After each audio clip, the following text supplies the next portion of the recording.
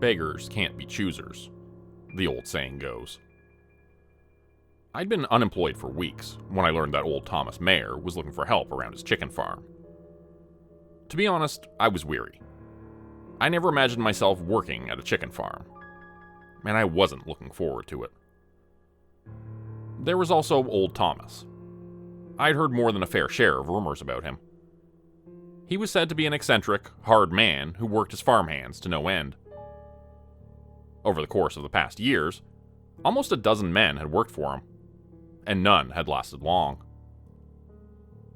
Even stranger, none of them talked much about the old man and his chicken farm. Yet, I was out of options. I needed work, and I needed it fast. And old Thomas's chicken farm was the only option out here in the middle of nowhere. I knew old Thomas wasn't an industrial farmer, and he ran his place the old-fashioned way. No modern technology or machinery, and none of that new genetically altered chicken feed. As I drove my car along the country road, I could already make out what was said to be his pride, his hatchery. Multiple additions and various extensions had transformed what must once have been a barn into a huge patchwork monstrosity housing thousands upon thousands of chickens. The moment I arrived, the old man was already waiting for me. I was nervous when I stepped out of the car, and the old man's probing gaze and deep frown didn't help. Before long, his demeanor thawed a little as he led me around the farm. There wasn't much to it. The garden his late wife had run was now almost completely fallow, and what few fields he worked were used only for chicken feed. Soon enough, he led me into his hatchery. A proud smile showed on his face as he led me inside. I couldn't help but gasp as we stepped inside. The place had been huge from the outside, but seemed gigantic inside.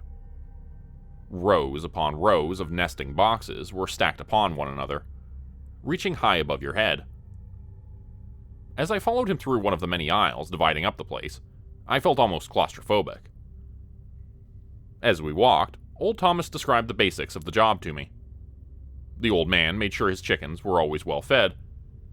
For that reason, he filled the feeding troughs in the center of each aisle twice a day. Once around noon and once in the evening, so the chickens would never run out of food.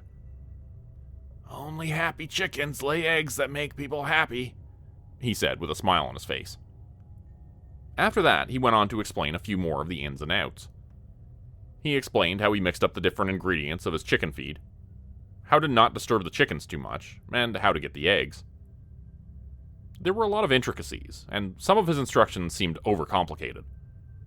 I tried my best to listen and to remember it all, but there was just too much information. Before long, the old man seemed to realize so himself. He sighed, gave me a pat on the back, and said it was only a matter of time till I get the hang of it. I told him I hoped so, and that I'd do my best. For the first couple of days, we took care of things together, but I could tell why the old man needed help around the farm. More than once, I saw him wince when he picked up a sack of chicken feed, and I could see him wheezing and panting as he filled the troughs. Old Thomas was getting too old for the job. Starting the second week, I assured him I'd take care of feeding the chickens myself. I regretted my decision almost instantly. With the old man around, it had been nothing but hard work. Hard work, sure, but still only work. On my own, I couldn't help but feel differently about the place. It was almost disorienting walking all of these long aisles on your own. There was nothing but nesting boxes and chickens around you. Occasionally, things felt a bit strange, and I could have sworn that an aisle seemed longer than it should be. While I dumped shovel after shovelful of chicken feed into the troughs, I couldn't help but feel as if the hatchery had grown in size. In those moments, an image of the hatchery going on forever snuck into my mind. I imagined nothing but nesting boxes and chickens going on forever. I always pushed those thoughts away with a laugh. The hatchery was huge, sure, but it was still just a place. All those weird thoughts and ideas were nothing but tricks of the brain, or optical illusions caused by the mundanity of the work. And yet, on certain rare occasions, I couldn't help but feel that I was losing time in there. and that work took me a tad too long. Over the course of the entire week, these strange feelings persisted, but I shrugged them off. I was new on the job, and I wasn't used to the damn hatchery yet. That's all there was to it. And so, whenever the old man asked how things were going, I told him they were going well. At times, I could feel him looking at me, as if he was waiting for me to say something else. The hatchery always felt the worst in the evening hours. After the sun fell, the ground was almost entirely deserted, and most of the chickens had retreated to their nesting boxes. From there, they'd stare at me with half-open eyes, watching me as if I were an intruder, and they readied themselves to pounce on me. During those late hours, I was always unnerved, slightly apprehensive even.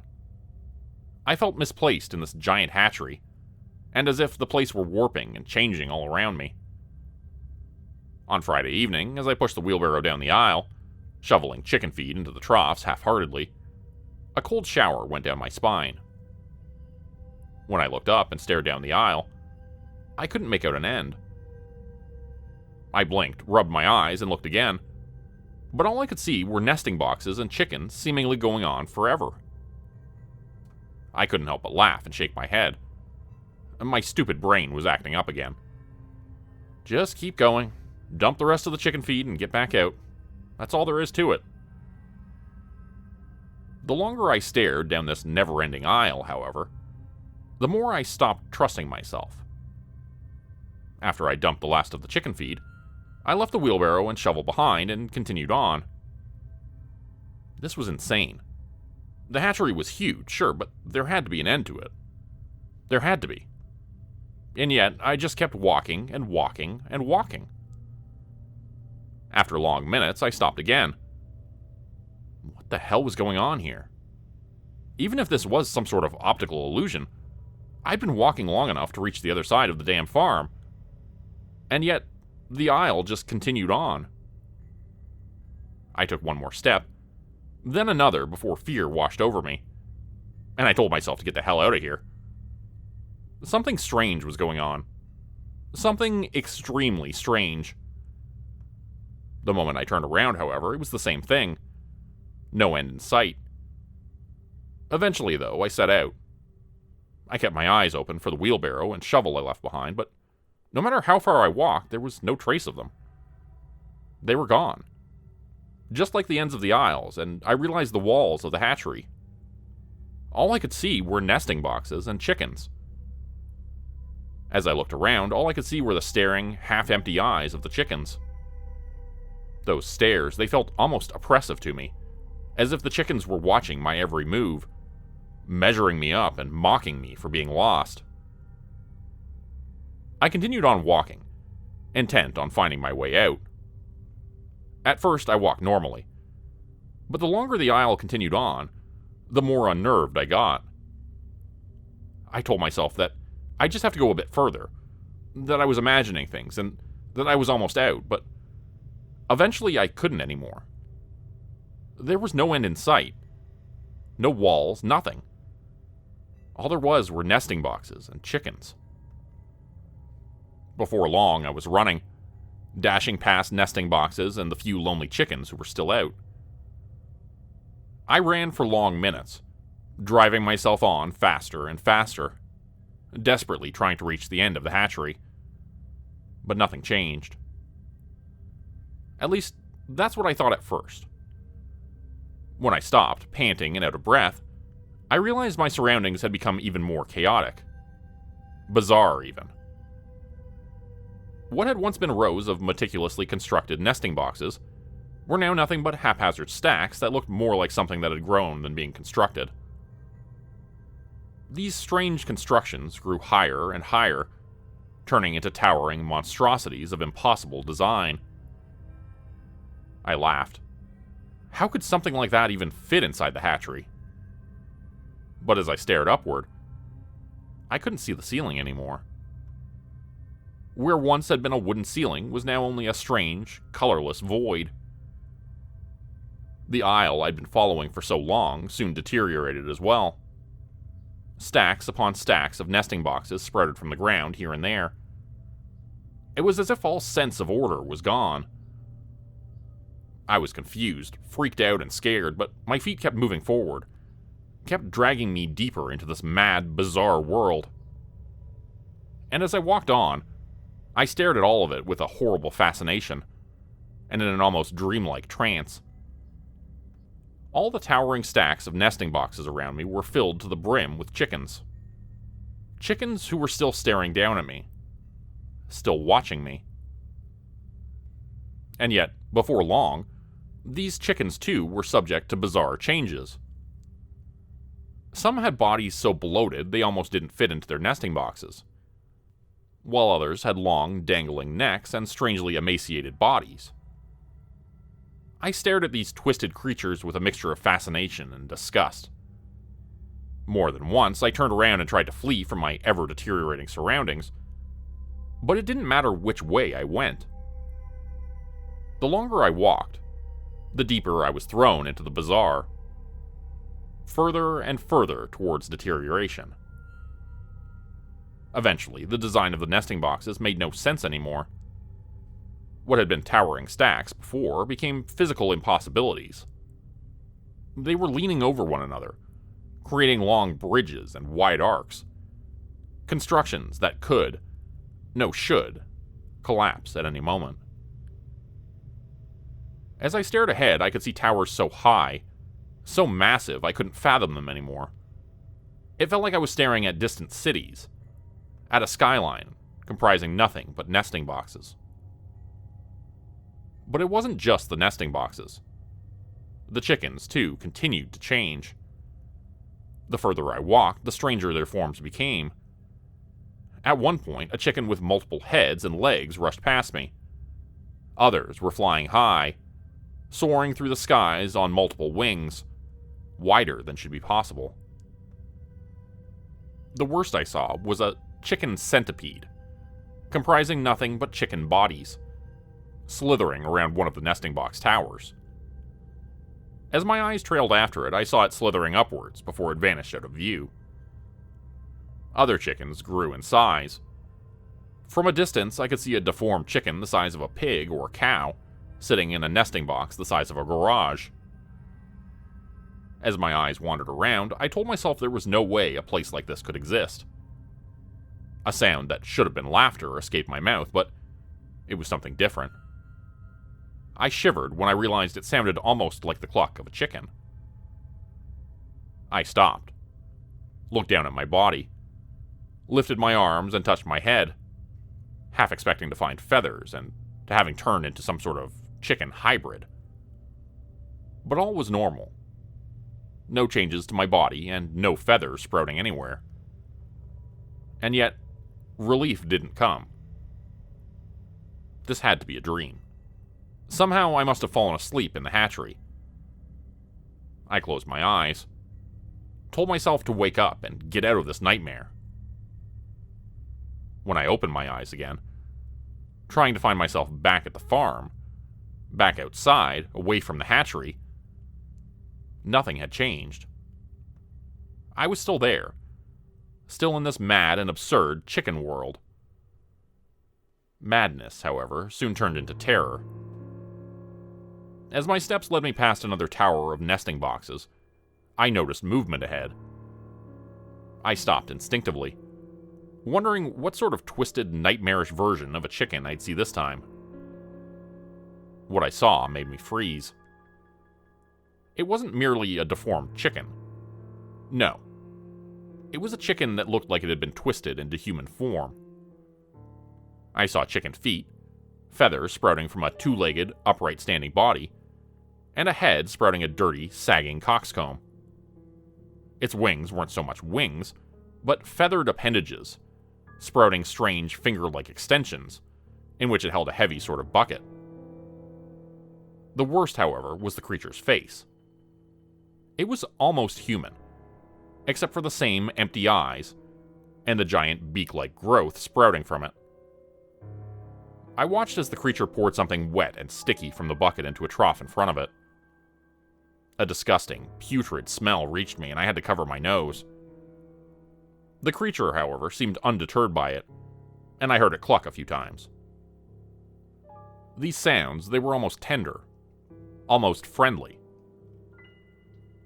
Mere seconds later, a bizarre zoo of twisted, feathered creatures descended upon the trough, gorging themselves on whatever was inside. As carefully as I could, and driven by a mad sense of curiosity, I climbed on top of one of the nesting boxes nearby to get a glance at it. The moment I did, I stumbled back, falling from the nesting box and barely able to cover my mouth to hide the scream that had formed in the back of my throat. That feed, it was flesh. The flesh of people. I hadn't only seen a meaty, grounded mass, but fingers, hands, and feet. As my eyes wandered back, I could hear the chicken beasts feeding on it. Saw a strange, snake-like creature swallowing up what once might have been a hand. A terrified yelp escaped my mouth. One I couldn't silence in time. At that moment, something stirred next to me. My eyes grew wide when they were met by the empty, staring eyes of another chicken creature.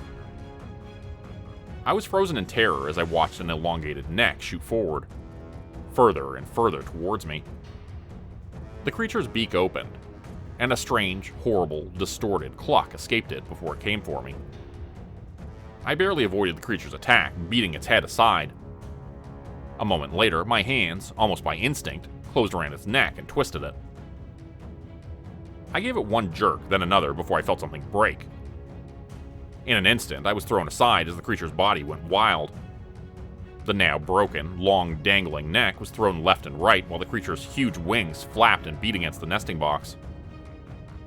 Within moments, the wood gave way. The creature went on, struggling for a few moments before it lay still. Its death, however, had been noticed, and I heard the concerned clucks of thousands of chickens from all around me. And then, terror washed over me anew when I saw the outlines of more of the strange chicken hybrids in the distance, who'd come to find the cause of the ruckus. In that instant, I ran. My feet pounded hard on the ground as I dashed past nesting box towers and abominable chicken creatures. The sound of my steps caused many of the creatures to wake, to freak out, and to throw themselves from their nesting boxes. Soon I was running through a madhouse of feathers and twisted bodies. I felt wings slap against my body, felt chicken feet scratching over my arms and legs, felt beaks tearing at my skin, but I continued on. More than once I had to wrestle something feathered from my body and throw it aside. I didn't know where I was running. Didn't know for how long, but all I wanted was to get away. To get out of this mad, surreal place. I trudged on for what felt like hours, running, stumbling, before I tripped over a trough in front of me. Eventually, I fell to the floor, and crashed hard against the wheelbarrow I'd left standing. In an instant, I fought myself to my feet, tipping over the wheelbarrow before I realized where I was. All around me stood the meticulously constructed rows of nesting boxes, with chickens sleeping inside of them. To both sides, I could make out an end and the walls of the hatchery. For long moments, I stood there, in shock and disbelief, wondering what had happened. It had to have been a dream, a hallucination. But then I noticed the wounds covering my arms. When old Thomas put his hand on my shoulder, I cringed back, staring at him with wide eyes. When he saw my quivering lips and the scratches and wounds all over my body, he led me from the hatchery and asked me what had happened. At first, I was reluctant to speak, but then I told him where I'd ended up. I expected the old man to laugh, but he asked me exactly where I'd ended up and what I'd seen. As I rambled on, he merely nodded, and once I was done, there wasn't much he said. Neither did he say much when I told him I was done working at his farm. And yet, when I turned to get into my car and leave his farm forever, there was something in his eyes. I couldn't make out what it was. It was a hidden secret. Some hidden knowledge that sent yet another cold shower down my spine.